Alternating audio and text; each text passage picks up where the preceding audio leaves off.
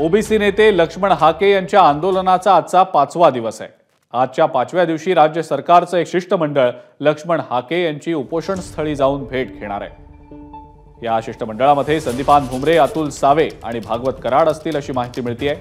हे तीनही नेते हाकेंच्या उपोषण स्थळी जाणार आहेत। वडीगोद्री इथं लक्ष्मण हाके यांचं सध्या उपोषण सुरू आहे। ओबीसी आरक्षणाला धक्का लागू नये याचं लेखी आश्वासन द्या, ही लक्ष्मण हाकेंची मागणी अजूनही कायम आहे। आणि याच संदर्भातली अपडेट आपण जाणून घेणार आहोत। रवी मुंडे आपले प्रतिनिधी आपल्या सोबत आहेत सध्या। रवी, लक्ष्मण हाकेंना आज राज्य सरकारचं शिष्टमंडळ भेटणार आहे, काय नेमकी माहिती?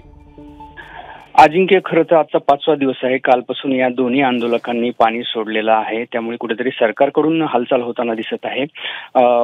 संभाजीनगरचे खासदार संदीपान भुमरे असतील किंवा जालन्याचे पालकमंत्री अतुल सावे आहेत, याशिवाय माजी केंद्रीय मंत्री भागवत कराड आहेत। या तिघांचं शिष्टमंडळ साधारण 9:30 वाजता वडीगोद्रीमध्ये येणार आहे। खरं तर त्यांना आग्रह होऊ शकतो की कुठेही ओबीसींच्या आरक्षणाला धक्का लागणार नाही या संदर्भात।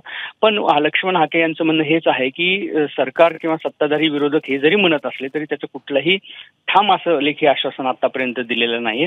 हे सगळं तोंडीच चालू आहे, त्यामुळे कुठेतरी सरकारनं हे लेखी आश्वासन द्यावं की आम्हाला ओबीसी आरक्षणाला धक्का लागणार नाही। या मागणीवरती ते ठाम आहेत। 2 दिवसापूर्वी मुख्यमंत्र्यांचा देखील त्यांना फोन आलेला होता, त्यांनी देखील फोनवर तेच सांगितलेलं आहे। आज शिष्टमंडळ काय शिष्टाई करतं हे पाहणं महत्त्वाचं आहे। अजिंक्य, ठीक आहे रवी, धन्यवाद। सविस्तर माहिती आपण दिलीत त्याबद्दल। एबीपी माझा, उघडा डोळे बघा नीट।